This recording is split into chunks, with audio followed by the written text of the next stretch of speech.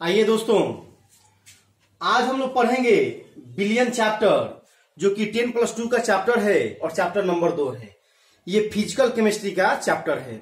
इसका 2 वीडियो में पहले अपलोड कर चुका हूं, पार्ट 1 और पार्ट 2। आज हम लोग चर्चा करेंगे पार्ट 3 की, और आज हमारी जो चर्चा होगी वो होगा नॉर्मलता पर, नॉर्मेलिटी पर। दोस्तों क्लियर है? तो सबसे पहले नॉर्मेलिटी बोलते किसको है? तो देखिए, प्रति लीटर बिलियन में उपस्थित बिले का जो ग्राम तुल्यांकी भार होता है वो नॉर्मलता कहलाता है। इसको आप अंग्रेजी में बोल सकते हैं कि number of gram equivalent of solute present in 1 litre solution is called normality. और नॉर्मेलिटी को दोस्तों हम लोग कैपिटल एन से क्या करते हैं? डिनोट करते हैं। अब देखिए यहाँ कि प्रति लीटर बिलियन में उपस्थित बिले का ग्राम तुल्यांकी भार जो होता है वो बिलियन की क्या कहलाता है? नॉर्मलता कहलाता है। देखो, आपको याद होगा बिलियन पार्ट 2 में हम लोग चर्चा किए थे मोलालता की, मोलारता की और मोल अंश या मोल प्रभाज की।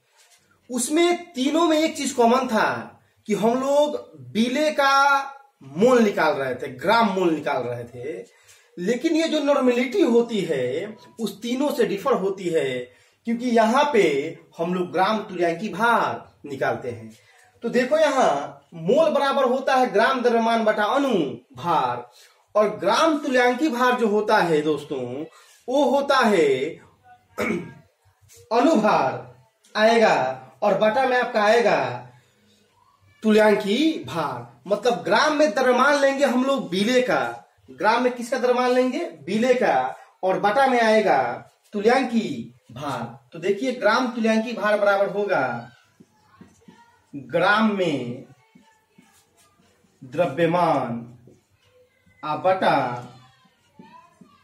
तुल्यांकी भार। क्लियर है दोस्तों? तो ग्राम में द्रव्यमान को हम लोग W से डिनोट करते हैं, और तुल्यांकी भार को हम लोग E से डिनोट करते हैं। तो ग्राम तुल्यांकी भार बराबर हो जाएगा ग्राम में द्रव्यमान बटा तुल्यांकी भार, मतलब W बटा E। क्लियर है दोस्तों? आइए देखते हैं आगे। अब देखो, नॉर्मेलिटी बराबर होगा क्या? तो मैं नॉर्मेलिटी को n से यहां डिनोट कर सकता हूं। दोस्तों ध्यान देना, n बराबर ग्राम तुल्यांकी भार बटा, देखो प्रति लीटर, मतलब कि ग्राम तुल्यांकी भार बटा लीटर आएगा, बिलियन का आयतन आएगा।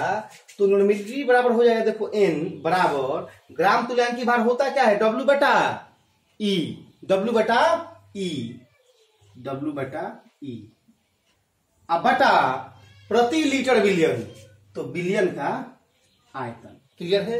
ये किस चीज में होना चाहिए? In litre. क्लियर है दोस्तों? अब ध्यान आपको कहां देना है? अगर मान लो कि आयतन हमारा ml में हो या cc में हो। क्लियर है दोस्तों? तो n बराबर W बटा E, और यहां पे देखिए अगर ये आयतन आपका सीसी में या एमएल में होगा तो इसको लीटर में चेंज करने के लिए आपको 1000 से क्या करना पड़ेगा? भाग देना पड़ेगा। तो ये हो जाएगा V बाई। क्लियर है दोस्तों? अब देखो, n बराबर W, 1000 चले जाएगा ऊपर, बटा E इंटू V। क्लियर है दोस्तों? तो ये हुआ नॉर्मलता का फॉर्मूला, जिससे हम लोग न्यूमेरिकल क्या करेंगे? सॉल्व करेंगे। क्लियर है दोस्तों? अब देखिए, यहां पे जो आप ग्राम में द्रव्यमान ले रहे थे ये भी बिले का ले रहे थे, और तुल्यांकी भार जो लेंगे ये भी किसका लेंगे? बिले का लेंगे। तो बिले का आपको याद होगा बिलियन पार्ट 1 में मैंने बताया था कि बिले को हम लोग B से डिनोट करते हैं और सोल्यूट को हम लोग A से डिनोट करते हैं। तो ये तो बिले का ही द्रव्यमान है ना ग्राम में, तो यहां पे लिखेंगे WB। और ये तुल्यांकी भार किसका है दोस्तों? तो ये तुल्यांकी भार भी बिले का है, तो ये क्या हो जाएगा? EB। क्लियर है? जहां WB क्या है? बिले का ग्राम में द्रव्यमान है। WB क्या है दोस्तों? बिले का ग्राम में द्रव्यमान है। EB क्या है? तो बिले का तुल्यांकी भार है, और ये 1000 है, और V क्या है? तो ये बिलियन का आयतन है। क्लियर है? अब देखिए, अब हम लोग चर्चा करेंगे तुल्यांकी भार की, मतलब इक्विवेलेंट मास की। तो दोस्तों तुल्यांकी भार बराबर होता है अनुभार बटा संयोजकता, अनुभार बटा संयोजकता। तो इसमें देखो हम लोग जब तुल्यांकी भार निकालेंगे तो किन किन का ध्यान देना है। एक तो आपका तत्व का तुल्यांकी भार आपको निकालना आना चाहिए, दूसरा क्षार का तुल्यांकी भार आपको निकालना चाहिए, तीसरा अम्ल का तुल्यांकी भार आपको निकालना पड़ेगा, और चौथा है कि लवण का तुल्यांकी भार आपको निकालना पड़ेगा। तो हम लोग अभी चर्चा कर रहे हैं, देखिए तुल्यांकी भार की, तो वो होगा अनुभार बटा संयोजकता। अब तत्व के तुल्यांकी भार हम लोग कैसे निकालते हैं।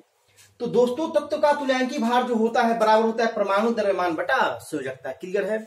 जैसे एग्जाम्पल के तौर पर मान लो कि सोडियम का तुल्यांकी भार हमको क्या करना है, निकालना है।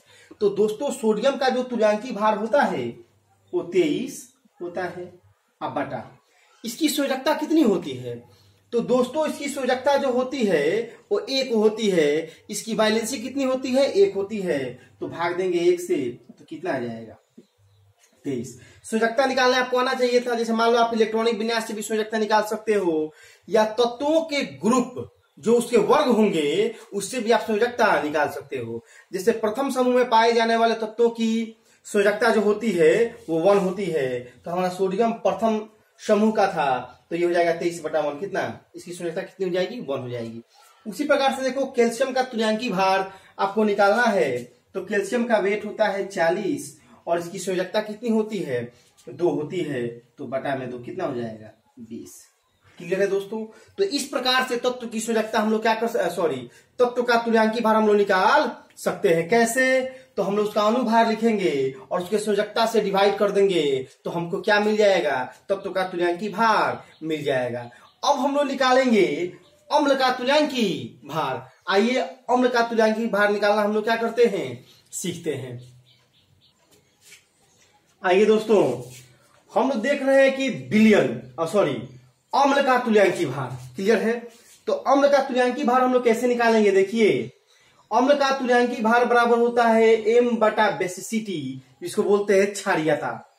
अब ये क्षारीयता आप कैसे निकालोगे, तो क्षारीयता वास्तव में दोस्तों H+ आयनों की संख्या है। जैसे सपोज करो कि तुमको तुल्यांकी भार निकालना है H2SO4 का, तो H2SO4 का देखिए आपको वेट निकालना, मैंने अनुभार निकालना क्या किया है, सिखाया है। ये वीडियो है मोल कंसेप्ट। मोल कंसेप्ट में अगर आप जाइएगा तो वहां पे मैंने आपको क्या किया, 11th का चैप्टर है दोस्तों, तुल्यांकी ये अनुभार आपको निकालना क्या किया है, सिखाया है। अभी हम बात कर रहे हैं देखो तुल्यांकी भार की, किसका निकालना है, H2SO4 का। तो ये अम्ल है। तो H2SO4 देखिए यहाँ पे आप लोग देखे होंगे, ये टूटता कैसे है दोस्तों, 2H+ प्लस SO4 माइनस टूटता है। तो इसमें H+ आयनों की संख्या कितनी आ रही है, 2 आ रही है। तो इसका अनुभार जो होता है M, अनुभार जो होता है दोस्तों वो 98 होता है। और H+ आयनों की संख्या कितनी आई, 2 आई। 2 से भाग दे देंगे 49। एक तरीका ये है। दूसरा तरीका देखो, आप इसके डायग्राम से भी बता सकते हो कि यह कितना H+ आयन क्या करेगा, डोनेट करेगा। जैसे मैं H2SO4 की अगर संरचना बनाऊं तो इसकी संरचना कुछ इस प्रकार से होती है।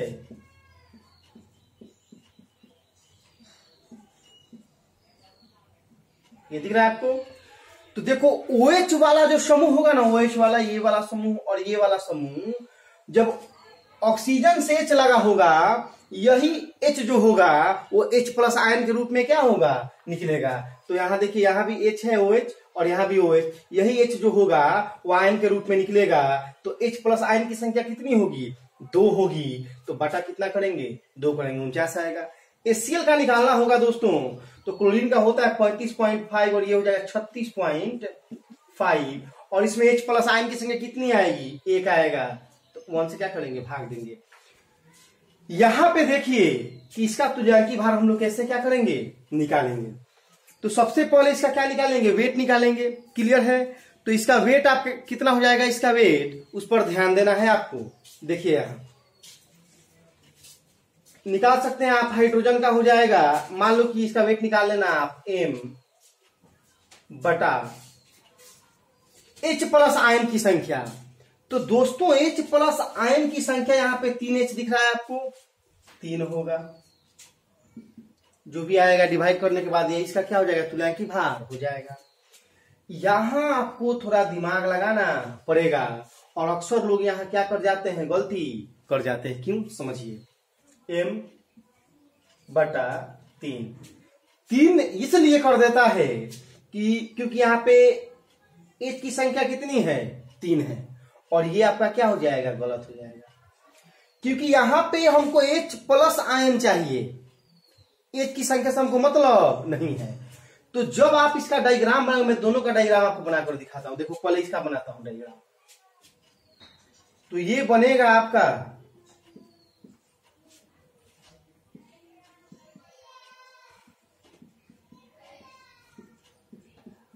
ये डायग्राम किसका है, H3PO4 का।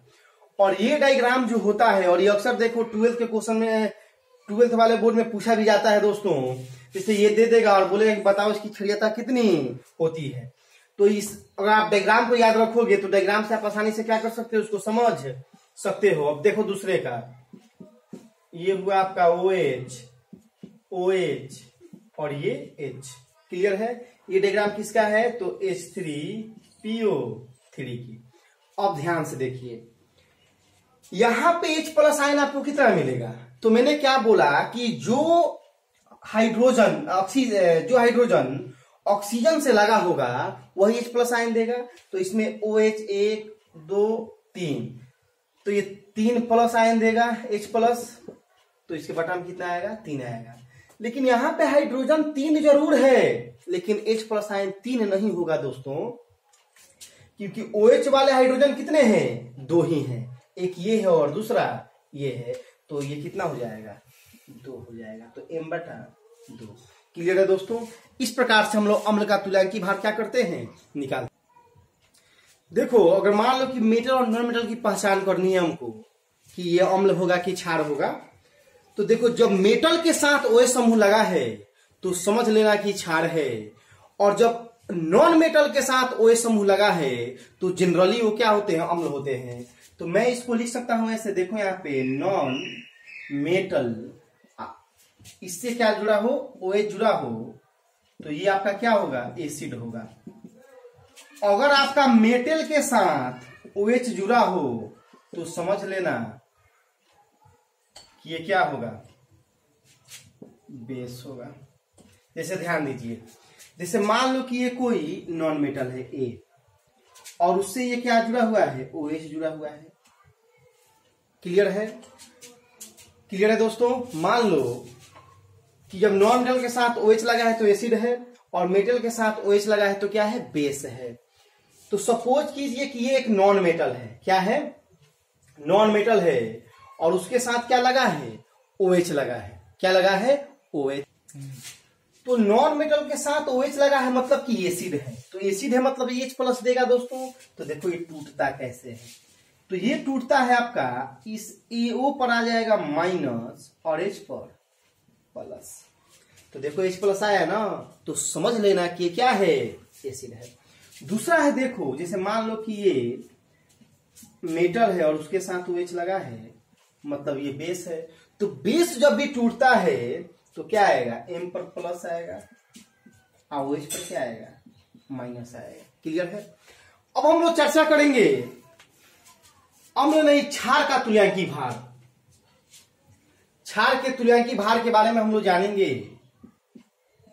तो देखो क्षार का जो तुल्यांकी भार होगा दोस्तों, बेस का तुल्यांकी भार जो होगा वो होगा M अनुभार। अब बटा देखो जो बेसिसिटी थी वहां पे थोड़ी बदलाव होगी और ये हो जाएगा एसिडिटी, अम्लीयता। इसका मतलब कि क्षार का तुल्यांकी भार बराबर होता है अनुभार और बटा में अम्लीयता। अब अम्लीयता कौन समूह बताता है, दर्शाता है, तो होगा OH समूह। कौन समूह, OH माइनस वाला समूह जो होगा उस एसिडिटी को क्या करेगा, दर्शाएगा। क्लियर है। जैसे सपोज कीजिए आप कि हमको तुल्यांकी भार निकालना है NaOH का। NaOH का तुल्यांकी भार आपको क्या करना है, निकालना है। तो इसका अनुभार आप लिखिएगा M, जो भी आएगा इसका हो जाता है आपका 40 हो जाता है। और OH, तो देखो इसमें OH की संख्या कितनी है, एसिडिटी क्या है, OH आयनों की संख्या है, OH प्लस आयनों की माइनस आयनों की संख्या है, तो ये आएगा 1। यानी अगर इसका m 40/1 में करूँ तो कितना आ जाएगा, ये 40। दूसरा इक्विवेलेंट वेट मान लो कि इसका निकालना है हमको, तो इसका अनुभार लिखेंगे और इसमें OH समूह कितना आएगा, 2 आएगा, तो 2 से भाग देंगे। तीसरा है देखो AlOH के होल 3, इसका भी अगर तुल्यांकी भार हमको निकालना है तो m बटा कितना आ जाएगा, 3 आ जाएगा। इस प्रकार से हम लोग क्षार का तुल्यांकी भार क्या कर सकते हैं, निकाल सकते हैं। ध्यान बस यही रखना है कि अगर आपको अम्ल का तुल्यांकी भार निकालना है तो H प्लस आयनों की संख्या देखनी है, अगर आपको क्षार का तुल्यांकी भार निकालना है तो आपको OH माइनस आयनों की संख्या क्या करनी है, देखनी है। क्लियर है दोस्तों। लवण का तुल्यांकी भार अगर हम निकालेंगे तो m बटा धनावेशों की क्या होगी, संख्या होगी। जैसे देखिए ये तुल्यांकी भार हमको निकालना है NaCl का, तो हम लोग क्या करेंगे, NaCl का वेट लिखेंगे और बटा में देखो धनावेश की संख्या कितनी आएगी दोस्तों, तो NaCl ये मेटल है और ये क्या है, नॉन मेटल है, तो ऐसा नहीं टूटेगा, ये N plus and Cl minus, तो देखो N पर प्लस आया है, एक ही प्लस चार्ज आया है, तो बटा में 1। क्लियर है। उसी प्रकार से देखिए यहाँ पे CaCO3 का अगर आपको तुल्यांकी भार निकालना है तो ये होता है m। अब यहाँ देखो यहाँ पे आयनों की जो संख्या आएगी वो 2 आएगी, क्योंकि CaCO3 जो टूटता है, ध्यान दीजिएगा यहाँ, वो Ca plus 2 plus CO3 minus minus में क्या होता है, टूटता है। तो धनावेश की संख्या कितनी आ रही है, 2 आ रही है। अगर मैं इसकी बात करूं, बहुत इंपॉर्टेंट है, देखिए यहाँ तो इसका अनुभार लिखेंगे और बाटा में 1 आता है, क्योंकि देखो ये जब टूटेगा तो ये इस प्रकार से टूटता है, Na प्लस में एंड HCO3 माइनस में। क्लियर है दोस्तों, तो 1 देंगे। यहाँ पे देखिए इसका वेट लिखना और यहाँ पे आएगा ये टूटेगा, हाँ, तो ये हो जाएगा 2Na plus and SO3 minus minus, मतलब धनावेश की संख्या कितनी आ रही है, 2 आ रही है, तो m बटा कितना हो जाएगा, 2 हो जाएगा। तो इस प्रकार से हम लोग तुल्यांकी भार क्या करेंगे दोस्तों, निकालते हैं। ठीक है, वीडियो को ज्यादा से ज्यादा लाइक कीजिए और शेयर कीजिए, क्योंकि ये बेसिकली जो आपका वीडियो मैं बना रहा हूँ वो 10+2 के लिए है और खासकर बिहार बोर्ड के बच्चों के लिए है। हम लोग मिलते हैं दोस्तों अगले वीडियो में। जय हिंद।